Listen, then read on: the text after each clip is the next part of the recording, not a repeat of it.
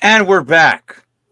We're back for another episode. Not an entire episode about the Bears because we're not talking about all of the Bears, but we're talking about what just happened as we just got off one of our episodes just now.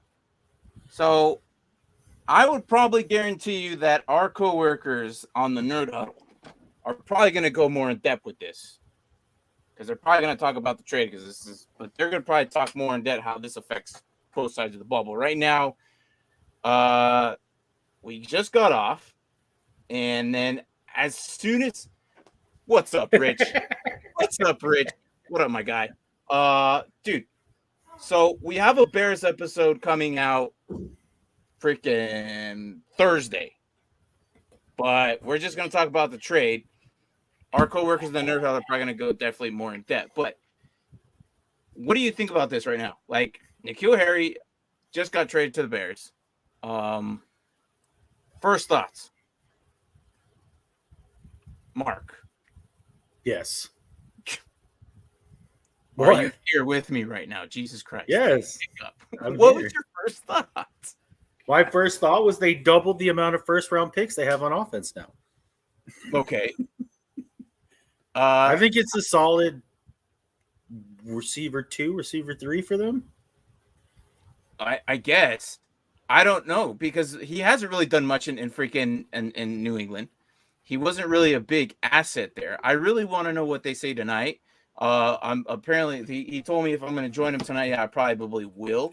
But we'll see what we talk about tonight though on that channel. That's the Pan and Grizzly show. But I don't think it's going to be much of a difference. Maybe it will. Here's what I think. It's going to be a fresh new start for this guy. That's what I was going to say. I agree. It's a fresh new start. And I don't think New England ever really gave him the time of day or a chance. No. I think he was always like wide receiver 4, wide receiver 5. Like they're like, you're not going to get. And then when he finally did, he got hurt. Yeah, no. So as I'm looking at this, and we were going to talk about this, like we were going to, as we were doing research, the moment we ended our first episode earlier, like less than an hour ago, this came out literally 10 minutes just as we logged off and we finished up our last episode today. We were talking about, damn it, who were we talking about? I already forgot. Holy shit. The Buccaneers. We're talking about the Buccaneers. Yeah. Ended that episode. Then this happened. So we're back on breaking this news. I mean, I know probably already all over, but if you're not watching, then you're watching now. But he wasn't really, they didn't use him. And this, what's funny is while I was watching this, there's an article just yesterday. Beat writer Arnava Sharma from Patriots Country, and I'm gonna read this quote on what they wrote from this article. All right.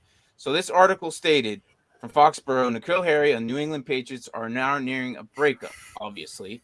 But the first rounder, the 2019 first round draft does not seem in team's plan as we are closing onto late July start of camp. The latest echo of this idea now noted by Boston Globe. Since being drafted 3 seasons ago, Harry has gone on to put on a whopping total of 598 receiving yards and 4 receiving touchdowns in 3 freaking seasons. In comparison, that same year that A.J. Brown was actually drafted, now I'm kind of like skimming here, but this is not. A.J. Brown was drafted 19 spots later, who has been phenomenal, obviously, and who is now with the Eagles, has put up better numbers than this guy. Now, I don't know if that's Terry McLaurin was drafted in the 3rd round of the same draft. Right. So from a first, round draft pick, he has not been productive. He has not been what we would consider a bust. So one reason is why Harry didn't fit into New England's roster is that wide receiver room simply wasn't simply much better than in the prior years. And this quote, the team didn't lose any productive names last season while adding a big former technician as Devontae Parker and the speedy receiver Tyquan Thornton, per what the source says here from the writer Sharma. And also, in addition to the dependable Jacoby Myers, Kraft and Nelson Aguilar, and Kendrick Bourne, the team simply didn't have enough space to accommodate for the receiver Harry's production. So in addition, Harry's lack of true archetype makes him an uncomfortable fit for the team. Though he showed the ability to box out smaller opponents in college for like the jump ball receiver, but he struggled transitioning into the NFL. So that's what the article says. So after the years of clamoring all this, 3 seasons of absolutely just basically nothing, they are making the change. They're making the move. And the Bears acquired him for what? Like a 7th rounder in the 2024 draft. Yes. So not next year's, but the year after. The year after. Which to me is a steal. I mean, I guess if the talent isn't there, Harry to the moon. Nice. Very nice. I like that. However, I'm not going to talk much about Justin Fields.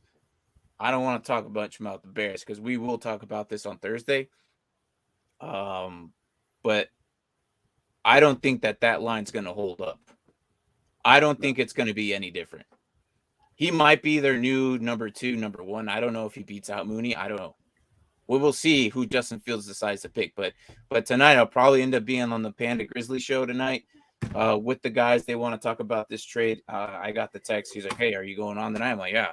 But then he texts me, you should go on tonight." I'm like, "Okay, well, we've already planned this. So I'm going to do it here for Dynasty Pylon, Nerd Huddle, and whatever. But we're gonna do it again. They're going to go back on tonight. We're probably going to get more in depth. So as of now, this is just breaking news that I feel like, he wasn't very productive. And let me show you what I have here for ESPN, and we can all see it. And I'm not lying that this is what we have here. It's not very good. 57 total receptions, 103 targets, and there it is, the 598 targets. Average of 10.5, but again, that's 4 touchdowns. Like it's what is this? This is like rookie status right here on their first year. Yeah, well, to be fair, I mean, who was his quarterback all these years? Okay, so wasn't Brady his quarterback his rookie year? And then 20 was last year with mac and cheese, and last year was 20 was Cam Newton. 20 was Cam Newton. You're right. 19 was Brady. Right? Yes. So 19 would be Brady. Yes. Which is by far his worst year. No, I would say last year was his yards worst year. Wise. Well, he only played 7 games. Well, yeah, I guess you're right. You're right. Average though, like it was like from the production, it doesn't really do much. He didn't even score any touchdowns last season. So I mean, again, like what we said, it's going to be a fresh new start for the guy. Hopefully, the former first rounder can actually do something. But the problem is, it's on the Bears. How productive are the 7-round picks that what's the Bears paid for him? He's a 7th round pick for the Bears. They're not going to have any production. Honestly, the 7th rounders don't do much anyways. Yeah. So what do you think about Mike? Like, I don't know. For a 7th round? Well, that's what I said. I mean, for the price that they got him for, like, it's a win-win for him. I think so. Be like, this could revamp. He can come in and produce and be what he was potentially supposed to be. Right. Or he doesn't do anything, and you're like, oh, well, it was a 7th round pick. Just a 7th round pick. Yeah, we literally burned nothing for him. Right. So, as for the Patriots, though, they got an extra 7th, but the problem is who really – you're going to have to bank on the 7th rounder. Not many 7th rounders are essentially pretty good. If anyone knows how to draft late in the draft, it would be the Patriots. I guess. And yeah, I guess you're right on that one, but for what they paid is practically nothing. And according to the source I just read, they were going to cut him anyways. So it doesn't really freaking matter. So at least they got something in return. Exactly. Nothing. This seems like a dynasty trade that we do in our leagues. They're like, hey, I just want to get rid of them. What do you want? I'll throw you a 7. Well, there you go. Right. So, anyways, we were just wanting to talk about this real quick. They're not doing much, man. Like if it's gonna revamp the only thing I gotta say is gonna revamp his career. The Bears paid nothing for him, and honestly, the Patriots didn't really want anything to do with them. It seemed like overall, I think both teams won on something, and that's pretty much all I gotta say. But it is breaking news. We just felt like we made an episode of it real quick. Nothing too extravagant, but it is. Jesus, ESPN, you're quick. What's up? They already got KealHarry on the death chart for the Bears. They didn't last. I was trying to look who else they had to see where he would fit in. And I'm like, oh, he's already here. I mean, what? Let's see. So in the Bears depth chart, let's see here. So that would mean he would be probably number 2, number 1. Well, they have him 4 because they have Mooney, Pringle, and Jones Jr. And it's Vilas, not Marvin. Okay. Then they have Harry. I have 4 as well. Daz Newsom's there, Jones, Mooney, Pringle, Equanimous St. Brown. Yeah, so I think he'll be number 3 at least minimum. If he this is an opportunity for him to revamp his career. That's pretty much what it is. But I'm just excited to see it though, to be honest. As for Justin Fields, well, I'm not going to get much into it, but it doesn't matter who you got over there. I don't think he's going to be able to get freaking any time back there. So, but I'll talk more about that later. But right now, we just want to say that really. But Mike, thanks for freaking popping in. I know the Patriots are your team, so I was like, yeah, Mike, I want to see what you thought about it.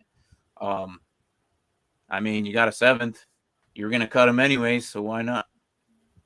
So that's it. All right. Anything besides that? I know I'm gonna probably end up talking to the Bears guys way more about this tonight on that channel. I'm sure they're gonna go into great detail. I would imagine that they. Do you think Brian's gonna be like, "Oh, we're a 10-win team now"? Oh gosh, I can't wait to talk to Brian about that one. So look, if you want to watch me argue with these guys later tonight, which will probably be in about 4 hours, you could watch me argue with Brian. He's a really good guy. I like Brian. He's come on the show multiple times, but I love the guy. He's a really good guy, but me and him see things differently, and sometimes we agree on things. And he's very knowledgeable, but I really want to see what he thinks. So they will be on tonight. I'll be interested to see what he thinks too. Yeah, Mark, you might as well just jump on too if you want, if you're not too busy. If you want. We'll see. Yeah, that'll be on the Nerd Huddle show, the Nerd Huddle channel, not on Dynasty Pylon. So go check that out. The link is down in the description. But for fantasy purposes and football, that channel will still be up, but all the football and fantasy stuff will be transferred over to Dynasty Pylon eventually. So we got a banner for that too. It was there. Did we get rid of it? It was there. Oh well. Get rid of what? I had a banner scrolling saying that Dynasty Pylon or whatever, the Nerd Huddle, whatever. It's fine. Don't worry about it. We'll show it more. Anyways, that's it. Leave your comments below. See what you guys think. See if it's going to revamp his career. What you guys honestly think about the trade. I think it's good for both of them. I think it's going to be great. But we'll see. All right.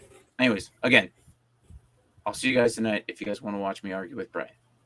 You should be. It's always a good time. Yes, it is. When me and him are in the same streaming room, it gets a little weird sometimes.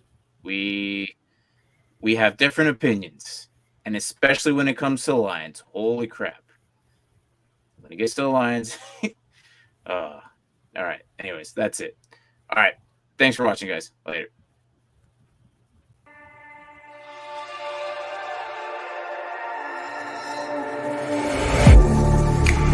Getting hype when I aim up.